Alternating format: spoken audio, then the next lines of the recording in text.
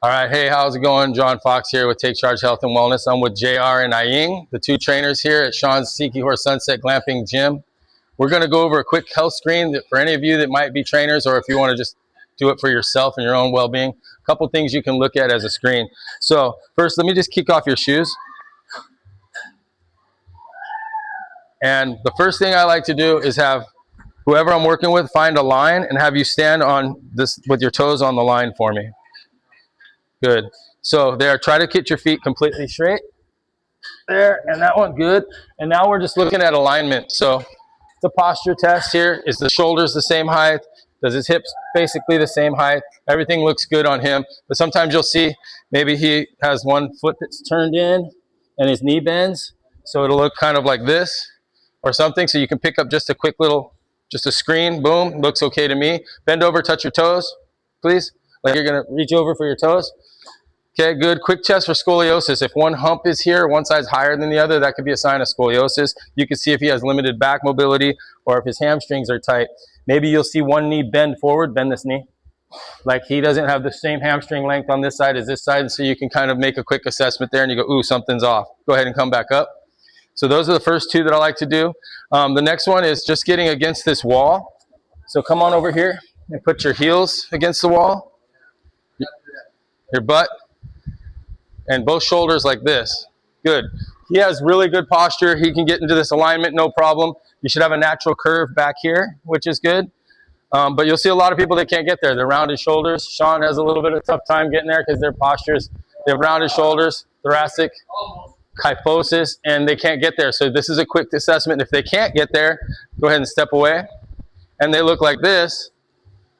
You're going to know, oh, we got to work on extending and retracting the shoulders and trying to get their head back. So you want to be able to get here without your head up and be in this good position. It looks pretty good for him. So that's just a quick little screen for posture.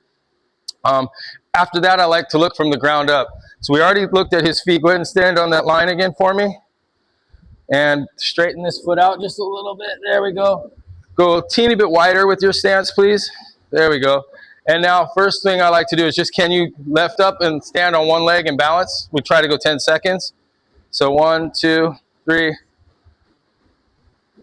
8, 9, 10, switch. And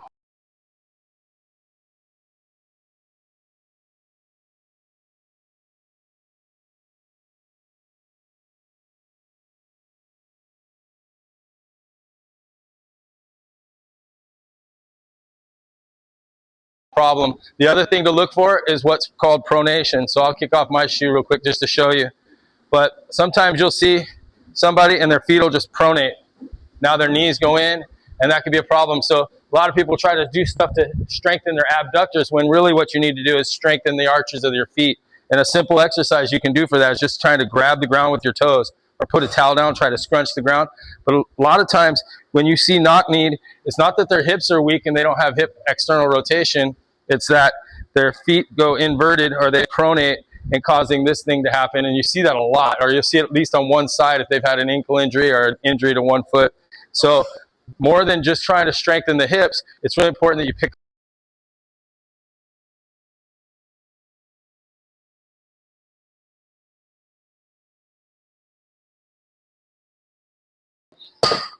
It's just a quick assessment of how can they squat, how do they sit to stand. So go ahead and have a seat here, face the mirror, scoot to the edge of the seat for me. Scoot this way, no, the other way. There you go, right there, good. And he's got good, nice quads and everything. He's lined up perfectly so far. So this is a good specimen for what's proper.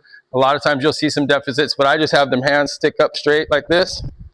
Good, now lean forward and stand up. Good, and then go and sit back down.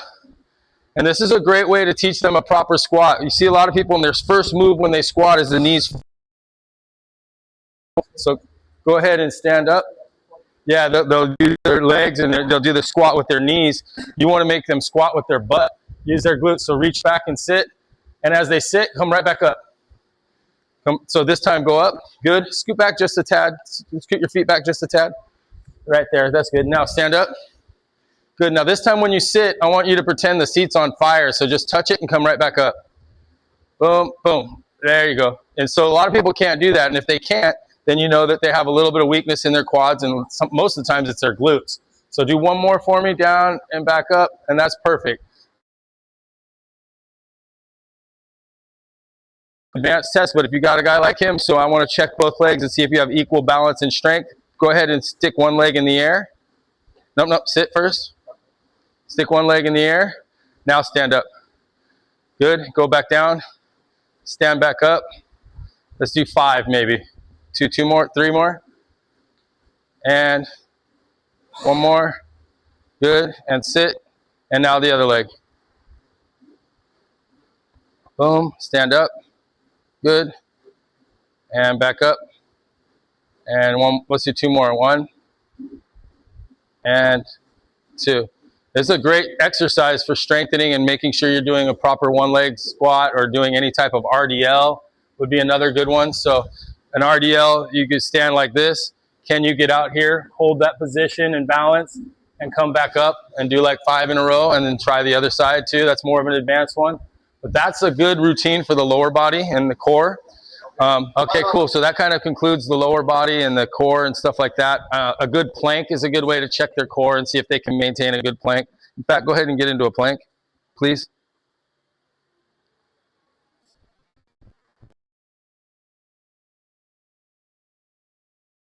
Right there, and try to keep this straight. I don't like this sag, but then you can just make a good test would be a minute plank. If you can hold that with no deviation for a minute, it probably means you have a good core and you're ready to do any core routine that we might do. And we're going to be doing little episodes where I'll do a leg and foot exercise, foot and ankle strengthening exercise routine. I'll do a core routine. I'll do an upper back and shoulder routine. And we'll do different routines and keep it like 5-minute short videos. So we'll be sending those out to you shortly too. Okay, that's good. Go ahead and stand up for me, JR. Thank you. The last thing I like to do, and quick and easy for the upper extremities, is just let me see you try to take your shoulders all the way up like that. So bring your arms all the way up.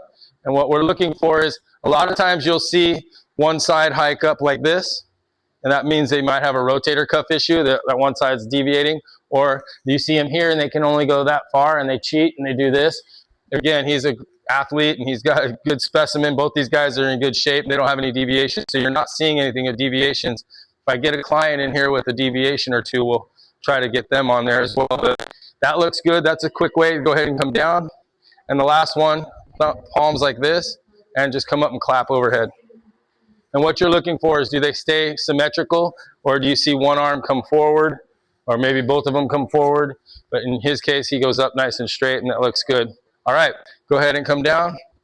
And that kind of concludes everything for a screen. That's a good way to screen. It only takes about 5 minutes, and you'll pick up some deviations pretty easily that way. And then we'll talk more about how to correct those deviations in later episodes. Thank you to my guys, JR and Aying. Thank you for watching. Hope to see you again soon.